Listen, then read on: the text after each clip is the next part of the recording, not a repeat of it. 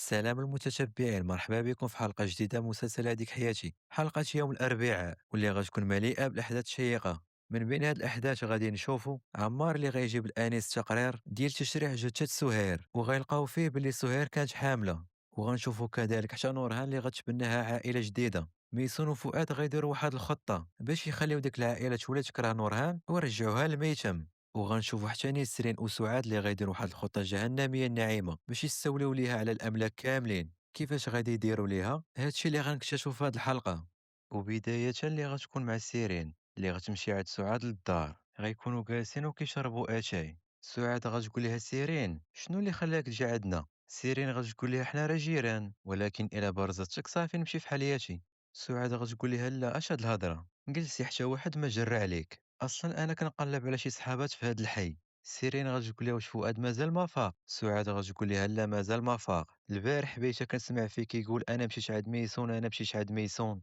غتقول لها سيرين هذا واقيلا طاح في ميسون. حقا فين غادا ميسون. سعاد غتقول لها منين غادي نعرف انا، هو راه ما كيقول لي حتى شي حاجه. فهاد اللحظه نيت غيفيق فؤاد. سعاد ملي غتشوفو غتقول ليه فؤاد شوف حالتك كيف ولات، حالتك ولات صعيبه بزاف. فؤاد غيقول لها دابا ماشي وقت هاد الهضره. سيرين غتقول لي واش ميسون هي اللي خلاتك توصل لهاد الحاله. فؤاد غيتعصب وغيقول لهم قلبوا عليا شويه. سيرين غتقول لي انا ما عرفاش باش كتحس من جهه ميسون ولا شنو كتوقع منها، ولكن راه ميسون كاع ما انسانه مزيانه كيف ما كيصحاب لك. واش عارف شنو قالت لي غادا نقلب لك على خدمه وباللي غادا تعاوني، وشوف ليك دابا خلاتني بلا خدمه. وانا عارفه حتى شنو دارت لختها، هي سرقات ليها حياتها. ميسون راه انانيه وكتبغي غير مصلحتها وديما كتستغل الناس. فؤاد غيقول لها انت راك شوهتي السمعه ديالها، ميسون راه بحال الحوريه. سعاد اختو غتقول لي حوريه، وقيلا نسيتي كيفاش ديك الحوريه خلات خالتها دير فيك ديك الحاله.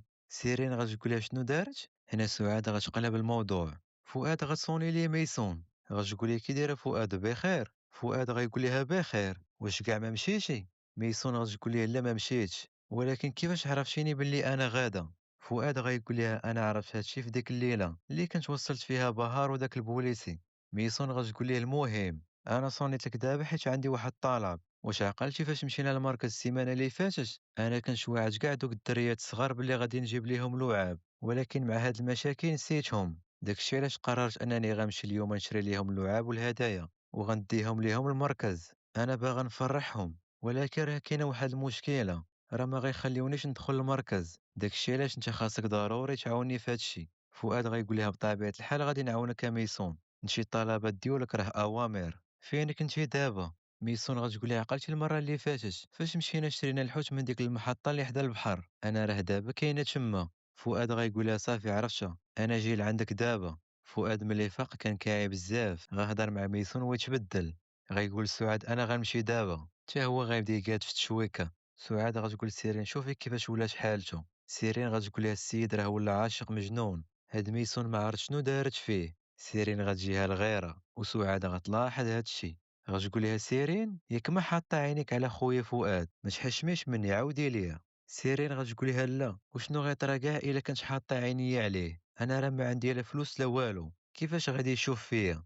سعاد غتقول لها برك من هاد التخربيق، انت راك زوينه بزاف، زيدي عليها انا راه سمعت داكشي اللي درتي مع راجل دنيا وهربتوا لفرنسا مع بعضياتكم، راك ما ساهلاش. سيرين غتقول لها الناس دابا كيقلبوا على حاجه وحده واللي هما الفلوس. دابا واش ميسون زوينه، هي راه بنت عاديه ولكن عندها الفلوس. خوك ملي صونات لي مشى كيجري عندها، انا خاصني ضروري شي طريقه ندبر بها في الفلوس، ولكن كيفاش غندير ليها. انا مشيت لباريس وعشت فيها، ما كبرتش في هاد البلاصه ولا تربيت في هاد البيوت ديال هاد الحي، ضروري خاصني نلقى شي حاجه اللي تنقذني من هاد الوضع. سعاد غتقول لها دابا عجبتيني، انا وياك كنفكروا في نفس الحاجه، كانوا عندنا احلام كبيره ملي جينا لاسطنبول، ولكن شوفي لك دابا داكشي اللي كيصور خويا فؤاد في الطاكسي هو اللي عايشين به. سيرين غتقول لها ولكن ضروري خاصك تضمني راسك في هاد الحياه. شوفي لك خالتي نعيمه راكده لك على الفلوس، الديور اللي عندها عطاو فيهم 5 د الملايين، واخا هكاك ما بغاتش. سعاد غتقول لها بصح واش هادوك الديور اللي عندها ساوين 5 د الملايين. سيرين غتقول لها كيف ما قلت لك، ولكن راه ملي كتكبري في العمر الفلوس ما كيبقاوش يهموك، وحنا جالسين هنا وما قادرين نديروا والو، ولا نقدروا نديروا واحد الحاجه ونخليوها تبيع كاع دوك الديور وحنا ناخدو كاع الفلوس. سعاد غتقول ليها ولكن خاصنا نخدموا عقلنا، نقدروا نلقاو شي طريقة. من بعد في مشهد آخر غنشوفوا عمار اللي غيكون في مخفر الشرطة. هنا في هاد اللحظة غيجي عنده واحد البوليسي وغيقول ليه راه اليوم وصل تقرير ديال تشريح جثة سهير. عمار فاش غيشوف هاد التقرير ديال سهير غيتصدم، يعني كاينة شي حاجة شمة. من بعد في مشهد آخر غنشوفوا أنيس اللي غيمشي للقصر، مع غيتما داخل غتلقى ليه جميلة. غتقول ليه واش انت كتقلب على ديك مراتك قليل التربية؟ هادشي كيعني بلي الهضرة ديالي بصح. أنيس غيقول ليها قولي لي شنو بغيتي مني. جميلة غتقول لي حاجة بسيطة بزاف، أنا باغاكم تجمعوا حوايجكم وتمشيو عليا من هاد القصر، حيت راه فين ما كتجي نتا وبهار لهنايا كيطراو غير المشاكل. يلاه كتدخلوا مع الباب كيبداو المشاكل. داكشي علاش دي مراتك وسير نتا وياها. أنيس غيقول ليها جميلة شكون كيسحاب لك راسك، شكون انتي بعدا باش تهضري معايا بهاد الطريقة؟ جميلة غتقول لي أنا مرات محمود أمير أطهان ومولات هاد القصر. هنا أنيس غيضحك عليها وغيقول لها انت مولات هاد القصر. جميلة غتقول ليه مالك علاش كضحك؟ أنيس غيقول لها انت ماشي مولات هاد القصر. بغيتيني نقول لك شكون انت؟ انت راك واحد المراه حقيره واستغلاليه، الوقت كامل كتحاولي تستغلي محمود امير اطهان، هذه هي انت. جميلة غتقول ليه الله ينعلكم انت ومراتك الحقيره. أنيس غيقول لها عرفتي شحال كتبقاي فيا، والله الا مسكينه. هنا جميلة ما غتحملش راسها، والله الا أنيس عطاها على جدور. أنيس من بعد غيمشي عند بهار وغيقول ليها واش نقدروا نهضروا شويه. بطبيعه الحال الا كنتي تهدنتي شويه. بهار غتقول لك كيفاش يقدر الواحد يتهدن في هذا القصر، انا راه مازال متوتره. انيس غيقول لها الا تهدنتي ولا ما تهدنتيش ولا راك مازال معصبه، انا راه ما بقى عندي فين نزيد نصبر. انا كنبغيك بزاف بهار، واخا نتفارقوا سنين طويله، انا ما عمرني ما تخليت على الحب ديالك ولو غير دقيقه. تقدري تثيقي وتقدري ما تثيقيش، ولكن داكشي اللي درتو بهار راه غير باش نحميك. والحاجة اللي مازال متأكد منها هي أنك باقا كتبغيني، كتبغيني فحال شي هبيلة. بهار غتقولي أنت الهبيل، أنيس غيقول لها واخا أنا الهبيل. هنا في هاد اللحظة غنشوفو جميلة اللي غتجي. وشنو كدير تبرقيق هاد جميلة؟ أنيس غيقول لها صافي أنا غادي نسد الموضوع ديال كينان، غنخلي البوليس هما اللي يتكلفوا بالقضية ديالو. أنا دابا باغي نكون غير حداك، أنا باغي يولي عندنا ولد آخر بهار، ما تبعديش عليا. هنا أنيس غيعنق بهار وبهار ما غتقاوموش حتى هي غتعنقو وغتبدا تبكي. جميلة فاش غتشوفهم فحال ما هكا غتمشي فحالها. بهار والله الا حمقى، شنو غادي دير؟ غادي تدفع انيس وغتقول ليه هادشي راه ماشي بهاد البساطة. انيس غيقول لها نبداو من جديد. بهار غتقول ليه صعيب داكشي يرجع كيف ما كان، حنا محتاجين شوية ديال الوقت. انيس غيقول لها واخا نتسناو، انا بارك عليا نكون غير في جنبك، نقدر نتسنى عمري كامل. هنا في هاد اللحظة غنشوفو عمار اللي جا القصر غيوصي الرجال ديالو، غيقول لهم سمعوني حلوا عينيكم مزيان، راقبوا الصغيرة والكبيرة. عمار غيمشي عند بهار وانيس. بهار غتشوفو غتقول ليه مرحبا بك عمار. عمار غيقول لها انا رجيت باش نهضر مع انيس. بهار غتقول ليه واش طاري شي حاجة؟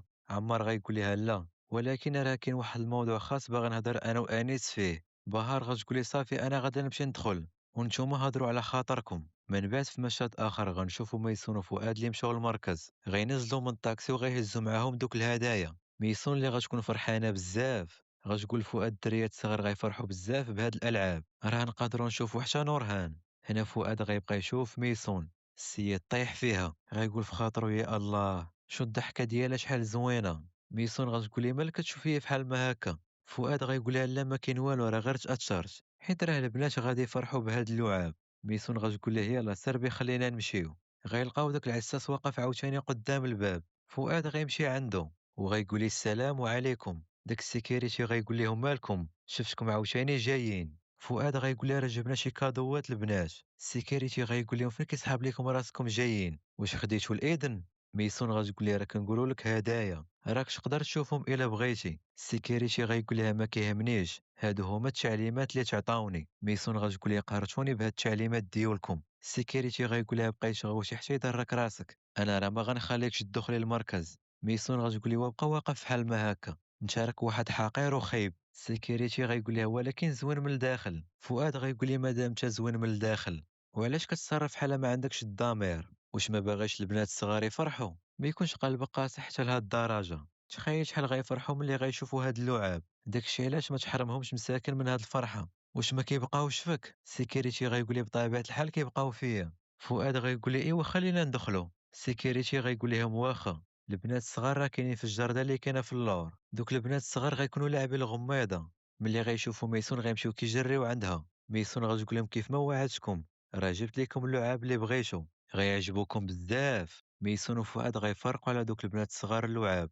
غيكونوا جابوا ليهم شي نونوسات ودوك اللعاب ديال الكوزينه وداك الشيء. البنات الصغار غيفرحوا بزاف بهاد الهدايا اللي جابت ليهم ميسون. ميسون غتعطي واحد المونيكا لديك صاحبة نورهان، غتقول لها الشي راه جبتها لك كيف ما بغيتي. ديك البنت غتقول لها انا غنسميها ميسون، وغنبقى ديما نفكرك بها فاش نعنقها. ميسون غتقول لهم قولوا لي فين هي الملك ديالي نورهان. نورهان الا قلت لك تفاحه خرجي، والا قلت لك ليمونه بقاي. ميسون غتقول تفاحه، ولكن نورهان ما غتخرج.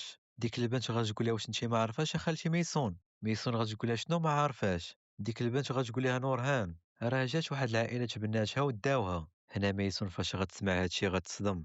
من بعد في مشهد اخر غنرجعوا مره اخرى مع عمار وانيس. عمار غيقول لي ما غتجيش بهار ياك. أنيس غيقول ليه لا ما غتجيش. شنو كاين عمر أنا كنسمعك. عمار غيعطيه واحد الورقة وغيقول لها أنت قراها لراسك. أنيس غيقول ليه ديالاش هادي. عمار غيقول ليه هذا راه تقرير ديال تشريح جثة سهير، قراه مزيان. أنيس غيقول ليه انت علاش جبتيه ليا. عمار غيقول ليه انت غتعرف ملي غتقراه. أنيس ملي غيقرا داك التقرير غيتصدم، غيقول كيفاش طرا هادشي. هنا في هاد اللحظة عاوتاني غتجي جميلة البرقاقة وغتسمع الهضرة اللي كدور بيناتهم. عمار غيقول أنيس راه هادشي علاش حنا استغربنا، سهير ما قالتش حتى لشي واحد بلي راها حاملة. واش انت بصح ما كنتيش عارف هادشي. أنيس غيقول لي شنو بغيتي تقصد بهاد السؤال. عمار غيقول لي شوف أنيس، كينان إلا عرف هادشي راه ما غاديش يسكت، انت راك عارف هادشي. جميلة فاش غتسمع هادشي غتصدم، وفي نفس الوقت غتفرح مع راسها. أنيس غيقول لي وشنو علاقتي أنا بهادشي، أنا راه ما طرا بيني وبينها والو. ياك ما كيصحاب لك أنا نقدر ندير هادشي في بهار؟ مستحيل ندير هادشي، أنا ما بقاش سهير. واش كتفهم أنا راه ما خنتش بهار. عمار غيقول لي تهدن شوية أنا راه متيقك. المهم أنا خاصني نمشي دابا. جميلة اللي غتكون سمعت هادشي كامل وغتقول واش انت عارف شنو ممكن يطرا إلا عرف كينان وبهار هادشي، غيريبو الدنيا على راسك. عمار ملي غيكون خارج غتجي عنده بهار غتقولي إلا ما كانش عندك مانع واش نقدر نعرف فاش كنتو كتهضروا. عمار غيقول لها ما كاين مناش خافي، ماشي شي حاجة مهمة، كان عندنا شي معلومات خاصنا نتأكدوا منها بخصوص الملف ديال سهير. بهار غتقول لي متأكد. عمار غيقول لها بهار غتقول ليه ولكن انا حاسه بحال راك مخبي عليا شي حاجه. عمار غيقول لها المهم انا دابا خاصني نمشي نرجع للخدمه ديالي. من بعد في مشهد اخر غنشوفوا ميسو اللي غتمشي عند ديك المديره ديال الميتم، غتقول لها صباح الخير انا راه عرفت بلي نتوما عطيتو نورها لعائله وحده اخرى بلا ما تسولونا ولا تقولوا لينا شي حاجه، باش من حق ما تقولوا لينا والو. ديك المديره غتقول لها انت عاوتاني يا ميسون، نوران راه ولات مسجله عندنا في المركز، حاجه عاديه ترى هادشي، راه كتجي شي عائله وكتختار شي بنت من المركز ومن وراها كيديوها معاهم للدار وتما كيدوزوا الوقت مع بعضياتهم كيحاولوا يتشافقوا ويتفاهموا مع بعضياتهم. ميسون غتقول لها راه حتى شي حد في الدنيا ما يقدر يتشافق مع بنتي، واش كتفهمي هادشي؟ دابا ناس غراب ما كيعرفوني ما كنعرفهم غادي يتشافقوا ليا مع بنتي. ديك المديره غتقول لها واقيلا انت خرج لك العقل. ميسون غتقول لها انا تسطيت، نتوما تخليو لواحد العقل. ديك المديره غتقول لها لا لا ميسون، اليوم راه هضرت مع محمود امير بطريقه مناسبه، وانت دابا شنو جايه كديري باغا عاوتاني تخسري كلشي. ميسون غتقول لها هادي راه ما كتفهمش. واخا سمعيني انا غنقول لك واحد الحاجه، دابا انت عطيتي بنتي لديك العائله وانا ما عارفاهمش فين عايشين، واش نورهان فرحانه ولا لا، واش عايشه بخير بعدا، انا ما عارفاش شكون هاد الناس. عطيني بعدا غير العنوان ديالهم باش يلا نمشي عندهم ونعرف الحاله ديال بنتي كيفاش دايره، ديك الساعه نقدر نكون مرتاحه. ديك المديره غتقول لها شوف يا ميسون، حنا ما غنعطيوكش العنوان،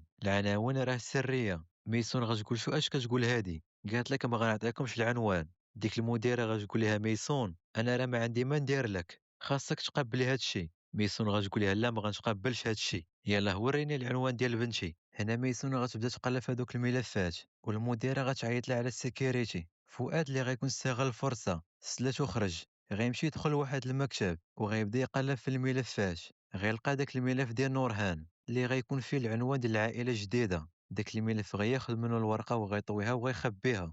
غيجي داك السيكيوريتي وغيخرج ميسون. ميسون غتبقى تغوت عطيوني العنوان ديال بنتي. ديك المديره غتقول السيكيوريتي راه كان مع شي واحد ما عرفت فين مشى، يلاه سير قلب عليه. فؤاد مع غيخرج من المكتب غيجي عنده داك السيكيوريتي غيقول لي انت شنو كنتي كدير هنايا. فؤاد غيقول لها راه كنت باغي نمشي للطواليت، هاد المكتب راه دخلت ليا بالغلط. داك السيكيوريتي غيقول لي يلاه سير من هنا وغيجري عليه. من بعد فؤاد غيمشي عند ميسون. ميسون غتقول لي شنو غنديروا دابا. فؤاد غيقول لها ما تبرزطيش راسك راه العنوان عندي. ميسون غتقول ليه كيفاش واش داوي بصح؟ غيقول لها واش كيصحاب لك فؤاد ما يديرهاش؟ راه مشيت دخلت ليك الغرفة وقلبت على العنوان. ميسون غتقول ليه برافو عليك البطل. غتفرح وغتعنقو. فؤاد اللي تا هو ما قادة فرحة. ميسون غتقول ليه يلا خلينا نمشيو دغيا. غيركبوا في الطاكسي وغيمشيو.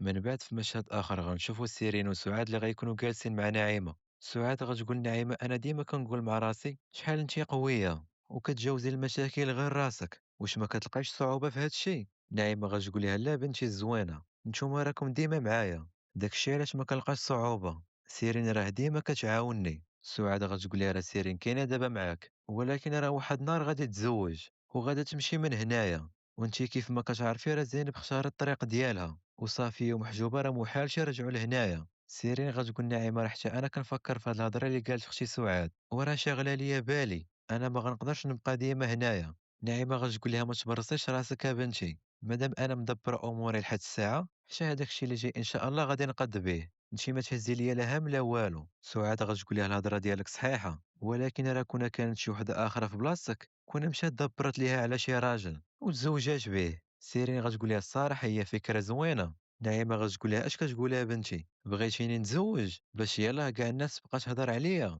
سعاد غتقول لها ما تقوليش بحال ما هكا اختي، انا كيبان لي غير فكري في هذا الموضوع، هادشي راه كنقولو غير على قبلك نتيا. نعيمة غتقول لهم اش كتقولوا نتوما، هادشي راه ما يليقش بيا. سعاد غتقول لها المهم انا غنمشي دابا. سيرين غتقول نعيمة انا غنمشي نوصل اختي سعاد الباب. سعاد غتقول سيرين حنا راه دخلنا ليها الفكرة لراسها، انتي فين ما تلقاي الفرصة المناسبة هضري معاها في الموضوع ديال الزواج، واليوم انا راه غادا نهضر مع بابا في اقرب وقت غنجمعوهم مع بعضياتهم. سيرين غتقول لها ما تخافيش انا غادا نخلي خالتي نعيمه تفكر في هذا الشيء. سعاد غتقول لها الا نجح لينا هذا الشيء راه غنوليو لاباس علينا، غنوليو غير نلعبوا بالفلوس. هنا في هاد اللحظه غتكون جايه سلطانه. سيرين غتشوفها وغتقول سعاد راه سلطانه جايه. سعاد غتقول سلطانه مرحبا بك. سلطانه ما غتجاوبهاش وغتمشي وغتقول انا كنهرب من داك النصاب ديال خوها كتخرج ليا هي. سعاد غتقول سيرين هاد الشريره راه غادا عند نعيمه ما تخليهمش لراسهم، يلا سيري شوفي شنو غيقولوا. سلطانة غتدق في الباب.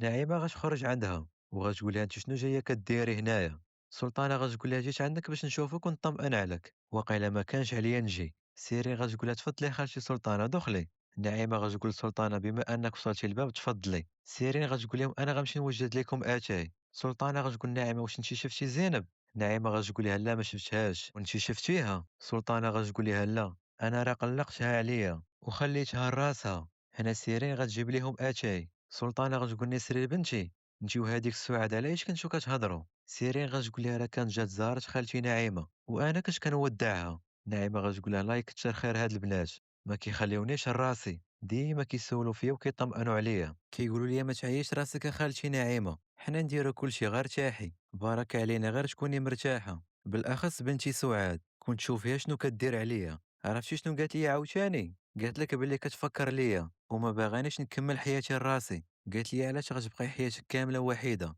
حنا غنقلبوا لك على شي راجل تزوجي بيه وكملي معاه حياتك. سلطانه غتقول لها واش داويه بصح؟ نعيمه غتقول لها هادشي اللي قالت ليا. سلطانه غتقول لها واقيلا هاد البنات غير كيضحكوا عليك، واش باغا تزوجي وانت في هاد العمر؟ ديك الساعه راه كلشي غيضحك عليك، انت راك وليتي كبيره في العمر. نعيمه غتقول لها انت اللي كبرتي في العمر، سيري شوفي وجهك في المرايه راك انت اللي وليتي شارفه. سلطانة غتقول لها شنو قلتي؟ أنا شارفة. سيرين غتقول لهم ما تضاربوش عاوتاني. سلطانة غتقول ناعمة واش نسيتي بلي انت راك كبر مني ب20 عام؟ ناعمة غتقول لها بحال راك انت قد بنتي. سلطانة غتقول لها سمعي ناعمة تزوجي وولدي انت كاع. ناعمة غتقول لها سمعينا سلطانة أنا راه غادا نتزوج وغندير حتى العرس وغادا نولد كاع وهادشي كامل غير ضد فك. سلطانة غتقول لها والله الا وليتي غير كتخرفي غتفل عليها وغتمشي في حالها. ناعمة غتقول لها قليل التربية، هاد الحقيرة عاوتاني عصباتني. سمعيني يا سلطانة قبل ما تمشي أنا كنحلف لك بلي غادي نتزوج غير ضد فك. سلطانة غتقول والله إلا هاد المرا ولات غير كتخرف، واللي كيوصل هاد العمر وكيولي غير كيخرف الحل الوحيد ديالو هو الموت. سيرين فاش غتشوف نعيمة قالت هاد الهضرة ودارت بحال ما هكا غادي يعجبها الحال، حيت داكشي اللي كانت باغا هي ديرو جات سلطانة واختصراتو ليها في دقيقة. من بعد في مشهد آخر غنشوفو ميسون وفؤاد اللي غيمشيو للدار الجديدة اللي ولات ساكنة فيها نورهان. ميسون غتمشي تطلع على ديك الدار غتقول فينك نورهان. فهاد اللحظة غتبان ليها نورهان غتفرح ملي غتشوفها، غتقول نورا الحبيبة ديالي شو هي مسكينة شحال حزينة. باين عليها مقلقة وخايفة. ديك المرة الجديدة اللي ربات نورهان غتجيب ليها العصير. هنا ميسون غتبدا تعيط على نورهان. فؤاد غيقول لها شادني يا ميسون، راه الا سمعوك غادي يحصلونا وغيتضرب لينا كلشي في الزيرو. ميسون غتقول لي كون غير قدرنا نهضروا معاها واش عارف بلي حنا كاينين هنايا. ديك الساعة ما غتخافش، غتعرف بلي ماماها في جنبها وقريبة ليها. شنو غنديرو دابا؟ واش غنبقاو واقفين فحال ما هكا؟ هنا في هاد اللحظة غيجي الليفرور. فؤاد ملي غيشوفو غطيح عليه شي فكرة، غيقول ميسون انا غنتكلف بهذا الموضوع. غيمشي عند داك الليفرور. من بعد في مشهد اخر غنشوفو سيرين اللي غتمشي كتجري على سعاد. سعاد غتحل عليها الباب وغتقول لها شنو كاينه سيرين. سيرين غتقول لها اختي سعاد قبيله جات خالتي سلطانه ياك، هي راه استفزات خالتي ناعمه بزاف، يلاه اتصلي بباباك وقولي ليه يجي. سعاد غتقول لها انا كنت غنقول فؤاد هو اللي تكلف بهذا الشيء، ولكن شوفي ها هو باقي كاع ما جا. اجي دخلي بعدا نصونيو ليه. هنا سعاد غتصوني لباها، باها اللي غيكون جالس فواحد الخربة سكران وبار كيغني مع راسو. غيجاوب في التليفون. سعاد غتقولي الو بابا. باباها غيقول لها كيفاش البلان، اش جاك تصونيتي ليا. سعاد غتقولي بابا واش انت سكران في هذا الوقت. باباها غيقول لها واش باغا تحاسبيني. سعاد غتقولي بابا انت ضروري خاصك تجي هنايا. باباها غيقول لها نسيتي بلي انت وخوك مشيتو وخليتوني هنايا وما عندي حتى درهم وهربتو من تما ما بقيت شفتكم. سعاد غتقولي بابا سمعني شويه. باباها غيقول لها شنو بغيتيني نسمع. عرفتي شنو كان غيكون احسن ليا كون جبت كلب وربيته في بلاصتكم. انا يلا عرفت داك البلان ديال الطاكسي، شكون اللي كان غيقولها ليا كون كاع ما سمعتها من شي جهه اخرى. نتوما حتى واحد فيكم ما كيصوني ليا وكيسول فيا. سعاد غتقولي بابا اسكت شويه صافي بركه. سمعني شنو غنقول لك، جارتي راه مرا كبيره وما بقى ليها والو وغتموت، راكده على بزاف ديال الفلوس شي 5 ديال الملايين فحال ما هكاك. باباها غيقولها شنو قلتي يا بنتي، واش 5 ديال الملايين؟ سعاد غتقولي 5 ديال الملايين. وحنا باش نقدروا ناخذوا منها الملكيه ديال هاد الديور خاصك ضروري انت تجي لهنايا وتزوج بها. باباها غيقول لها بغيت نسولك يا بنتي بعدا واش هاد المره زوينه. سعاد غتقول لي بابا انت راك مستعد تزوج باي وحده غير على قبل الفلوس، يلا جي لهنايا في اول طياره. باباها غيقول لها واش كضحكي عليا، منين غنجيب انا فلوس الطياره. سعاد غتقول لي صافي واخا انا غادا نتكلف لك بهذا الشيء، يلا دابا هز الباسبور ديالك وسير للمطار. سيرين غتقول لسعاد واش صافي غيجي باباك. سعاد غتقول لها راه غيجي الا الله يحفظ الا ما طرات لي شي حاجه قبل ما يوصل لاسطنبول. من بعد في مشهد اخر غنشوفوا نورها اللي جالسه مع عائلتها الجديده وكتشرب الحليب. غتقول لهم نتوما علاش جبتوني لهاد الدار، شنو بغيتو مني، ما عرفت لياش كتخطوا. داك الراجل غيقول لها الحبيبه ديالي نورهان منين تعلمتي هاد الهضره. نورهان غتقول لي تعلمتها من ماما، ياك ما عجباتكش. ديك المرة غتقول ليها نورهان حبيبتي انا عارفاك توحشتي بزاف ديك المرة اللي كنتي معتبرها هي الام ديالك، ولكن ديري في بالك بلي حنا غادي نبغيو بعضياتنا بزاف. داك الراجل غيقول لها حنا راه باغيين نكونوا عائلتك جديده وصافي اتفقنا. نورهان غتقول لي انا ما زادش عليا هاد الحركات، انا اصلا راه عندي عائله. هنا في هاد اللحظه غيسمعوا الصونيت ديال الباب. ديك المرة غتقول للراجل انا راه طلبت الماء، غنمشي دابا نشوف الليفرور، سير شوف انت الغرفه ديال نورهان لا تكون خاصها شي حاجه. الليفرور غيكون هو فؤاد. ديك المرة غتقول لي مرحبا خويا، ولكن انت راك ماشي هو الليفرور اللي موالف كيجي. فؤاد غيقول لي هو راه مريض شويه، داكشي علاش انا اللي جبت لكم اليوم الماء، قولي لي فين حط لكم هادي. ديك المرة غتقول لي دخلها الكوزينه. هنا نور هنا غتشوف فؤاد وغتصدم، غتقول لي هذا انت. فؤاد غيقول لها يلاه اجي معايا. ديك المرة غتقول لي حطه هنايا انا غنمشي نجيب لك فلوس وغادا نرجع. فؤاد غيقول لها كي دايره نورهان. نورهان غتقول لي ماما كاينه هنايا كفؤاد. فؤاد غيقول لها راه كتسناك برا، هاكي خودي هاد التليفون، راه ماماك شويه غادي تصوني لك، سيري لشي بلاصه ما يسمعوكش فيها وهضري معاها، حنا راه ديما غنكونوا برا، يلا خبي التليفون. هنا ديك المرة غتجي وغتخلص فؤاد. نورهان غتقول لها انا راه مقلقه باغا نمشي للطواليت فينا هي. ديك المرة غتقول لها كيفاش مقلقه، ما فهمتك شنو كتقصدي. نورهان غتقول لها ضروري خاصني نمشي للطواليت. ديك المرة غتقول لها واخا يلا اجي معايا نديك للطواليت. من بعد غنشوفو ميسون اللي مازال كتسنى في فؤاد. هنا في هاد اللحظة غيخرج وغيمشي عند ليفرور، غيعطيه الفلوس وغيشكرو بزاف. غيمشي عند ميسون وغيقولها صافي راه كلشي مزيان، التليفون دابا راه عند نورهان تقدري تصوني ليها. ميسون غتقول لي والله الا راك بطل برافو عليك. هنا غنشوفو نورهان اللي داخله الطواليت، غتجبد التليفون وغتجاوب ميسون. ميسون غتقول لها كي دايره الملك ديالي بخير. نورهان غتقول لها كي غنكون ماما. ميسون غتقول لها سمعينا يا بنتي كي لقيتي هاد الناس بعدا. نورهان غتقول لها هاد الناس راه بساط ولكن راه ماشي خايبين. ميسون غتقول لها نورهان سمعيني مزيان، حنا ما كيهمناش الا كانوا هاد الناس طيبين ولا خايبين ما كيهمناش، خاصك تخلي هاد الناس يوليو يكرهوك. نورهان غتقول لها كيفاش ماما غيقدروا يكرهوا بنت فحالي ظريفه وزوينه، زعما يقدروا.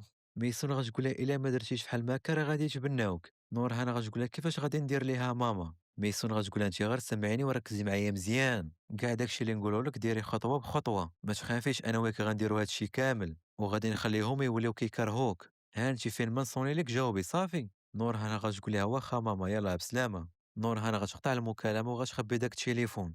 ميسون غتقول فؤاد انا خاصني نفكر مزيان، خاصني ندير شي خطه ذكيه، داكشي علاش انا محتاجه للسلطانه. فؤاد غيقول لها الله يسامحك انا شنو كندير هنا. ميسون غتقول لها راه اختك كتصوني لك. فؤاد غيجاوبها وغيقول لها نعم اختي، شنو هو واش بابا جاي علاش غيجي وكي غيدير ليها، هو شنو غيجي يدير هنايا، انتي باينه كتخططي لشي حاجه. صافي انا جاي دابا. فؤاد غيقول ميسون انا خاصني نمشي دابا. ميسون غتقول لي صافي سير فؤاد ماشي مشكل، اصلا راه غتجي خالتي وحنا غادي نحلوا هذا الموضوع، انا ما غنساش هادشي اللي درتي معايا، شكرا لك بزاف فؤاد. فؤاد غيقولها صافي واخا الا طرات شي حاجه اتصلي بيا واخا يكون مشى الحال كاع. ميسون غتقولي صافي واخا يلا نشوفك من بعد. فؤاد غيقول واش قالت لي من بعد نشوفك، هاد الكلمه شحال خرجت زوينه من فمها. فؤاد غيكون فرحان ما قاده فرحه، غيركب في الطاكسي ديالو وغيمشي. وميسون غتمشي تطلع على بنتها نورهان.